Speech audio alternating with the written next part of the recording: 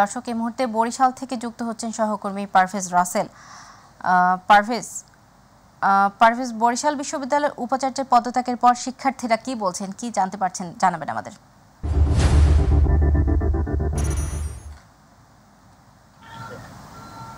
সাউদাত, যেমনটা বলেছিলেন আপনি, আসলে বরিশালে বিশ্ববিদ্যালয়ে যে আমরা বলতে পারি এক প্রকার অভিভাবক শূন্য হয়ে গিয়েছে। ইতিমধ্যে কিন্তু শিক্ষার্থীদের যে বৈষম্যবিরোধী ছাত্র আন্দোলন ছিল, সেখানে কিন্তু বরিশাল ইউনিভার্সিটির যিনি ভিসি ছিলেন, প্রক্টররা ছিলেন, তারা ছাত্রদেরকে কোনোভাবেই কিন্তু আসলে সরাসরি বা প্রত্যক্ষভাবে তারা সহযোগিতা করেনি। সে কারণেই ছাত্ররা আজ দুপুর বেলা 11টা থেকে টানা দুপুর 1টা অবধি পর্যন্ত তারা আন্দোলন করেছে। বরিশাল বরিশাল বিশ্ববিদ্যালয়ের যিনি ভিসি রয়েছেন তার পদত্যাগ চেয়েছেন, যিনি প্রক্টর রয়েছেন তার পদত্যাগ চেয়েছেন, এবং ছাত্রদের এই দাবির লক্ষ্যে কিন্তু দুপুর 1টা থেকে পর্যায়ক্রমে প্রায় 20 সদস্যের একটি টিম পদত্যাগ করেছেন। ভিসি ডক্টর বদরুজ্জামান ভূঁইয়া সহ যিনি প্রক্টর রয়েছেন ডক্টর আব্দুল কাইয়ুম, এবং প্রক্টোরিয়াল বোর্ডের মোট 7 জন সহ প্রতিটি হলের প্রভোস্ট যারা ছিলেন তারাও কিন্তু পদত্যাগ করেছেন। এবং ছাত্ররা তারা অধিকার আদায়ের জন্য অনড় ছিলেন।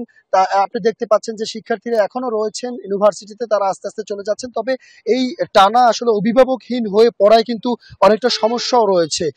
বরিশাল বিশ্ববিদ্যালয়ের যেসব উন্নয়ন কার্যক্রম ছিল বা রয়েছে সেগুলো স্থগিত হয়ে যাচ্ছে, এবং পরীক্ষা নিয়ে অনিশ্চিত হচ্ছে, ক্লাস নিয়ে অনিশ্চিত হচ্ছে।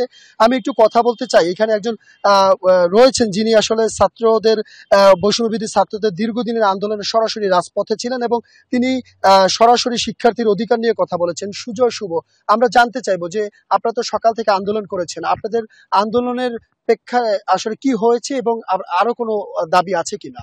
প্রথমত গতকালকে আমাদের শিক্ষার্থীরা জানেন যে জড়ো হয়ে তারা 24 ঘন্টার আলটিমেটাম দিয়েছিল উপাচার্য মহোদয়কে পদত্যাগ করার জন্য এবং প্রক্টর স্যারকে পদত্যাগের জন্য। আজকে 12টায় শিক্ষার্থীরা সমবেত হয়ে আবার ভিসির বাসভবন ঘেরাও করার পরে আমরা শুনতে পারি যে উপাচার্য মহোদয় পদত্যাগ করেছেন। তো এতটুকু ছিল আমাদের ভিসি স্যারের পদত্যাগের ব্যাপারে আমাদের শিক্ষার্থীদের দাবি, এবং আমরা পরবর্তী একটা দাবি খুব সুস্পষ্ট করে বলতে চাই যে বিশ্ববিদ্যালয় মানে সরকার পরিবর্তন হওয়ার সঙ্গে বা এই মুহূর্তে গভর্নমেন্টের চেঞ্জ হওয়ার সঙ্গে সঙ্গে ভিসিদের এই পদত্যাগের হিড়িক এটা আসলে লক্ষণ হিসেবে শুভ না। তার কারণ আসলে অতীতে যে সমস্ত উপাচার্যদেরকে নিয়োগ দেওয়া হয়েছে এটা একাডেমিক যোগ্যতা বা দক্ষতার কারণে না, দলীয় পরিচয়ের কারণে, কারকে কত বেশি কাছের, এই জায়গা থেকে আসলে নিয়োগগুলো দেয়া। আমরা এতটুকু অন্তত প্রত্যাশা করি ভবিষ্যতে যে ভিসিগুলোকে নিয়োগ দেওয়া হবে অন্তত তাদের একাডেমিক দক্ষতার উপর জোর দিয়ে নিয়োগ দেওয়া হোক, যাতে পরবর্তীতে এরকম পরিস্থিতি আমাদের আর করতে না হয়। আমরা জানি যে বরিশাল ইউনিভার্সিটির ভিসির পদত্যাগের পক্ষে আপনারা ছিলেন, বিপক্ষেও একটা গ্রুপ ছিল। আসলে এ নিয়ে আপনাদের সাথে কোনো সহিংসতা বা সংঘাত ঘটছিল কিনা? না, শিক্ষার্থীদের ভিতরে ধরেন নানা রকম মত থাকতে পারে, আমরা আসলে অপরপক্ষের বা সকলের মতামতের প্রতি শ্রদ্ধাশীল। শিক্ষার্থীদের একটা অংশ ভিসি স্যারকে ক্যাম্পাসে বহাল রাখার জন্য দাঁড়িয়েছিলেন, আমরা আমাদের মতো আর একটা পাশে কর্মসূচি করেছি। আমাদের দিক থেকে কোনো রকম কোনো উত্তেজনাকর পরিস্থিতি তৈরি হয়নি। ধন্যবাদ। যেমনটা বলছিলেন সদা, আপনি শুনেছেন যে আসলে এই ছাত্রদের পক্ষে যিনি আন্দোলন করেছিলেন দীর্ঘদিন, সুজয় শিব। পাশাপাশি আরেকটু জানিয়ে রাখি যে এখন সাধারণ শিক্ষার্থীরা অনিশ্চিত হয়ে পড়ছে। তারা বলছে তাদের বিভিন্ন ডিপার্টমেন্টের কিন্তু পরীক্ষা রয়েছে সামনে। পাশাপাশি এই যে কার্যক্রমগুলো, ক্লাসগুলো অনিশ্চিত হয়ে পড়ছে বা বিশ্ববিদ্যালয়ের উন্নয়ন কার্যক্রমগুলো স্থবির হয়ে পড়ছে। তো আমাদের প্রত্যাশা থাকবে যেন খুব দ্রুত আসলে বরিশাল ইউনিভার্সিটি অভিভাবক ফিরে আসে এবং সরকারের সঠিক একটি নিয়ন্ত্রণের মধ্যে দিয়ে শিক্ষা ব্যবস্থা পরিচালনা হয়।